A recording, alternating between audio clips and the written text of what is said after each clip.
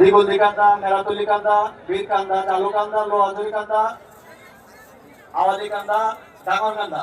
আমাদের যে ঐতিহ্যবাহী চর বাগবের করে সবাই বলতো যে চর বাগবের একটা ঐতিহ্যবাহী বাগবের আছে।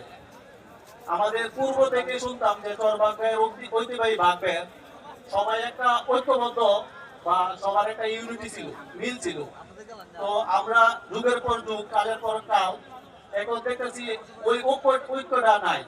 যার ফলে আমাদের যে ইয়াং জেনারেশন আছে সবাই ঐক্যবদ্ধ হয়ে আমরা দুইটা প্রোগ্রাম দিয়েছি। একটা প্রোগ্রাম হচ্ছে নৌকা বাইশ, আর একটা হচ্ছে লালন সন্ধ্যা।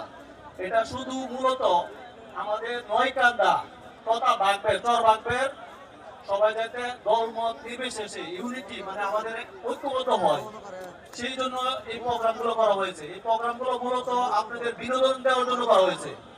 এখানে কোনো গ্রুপিং নাই, দলমত নির্বিশেষে আবারও বলতেছি।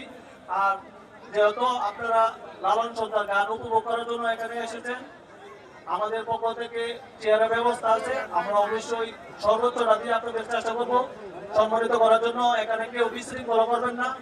যদি অবশ্য গান ভালো না লাগে তারা নিজ নিজ দায়িত্বে বিশৃঙ্খলা না করে ঝামেলা না করে সবাই চলে যাবেন।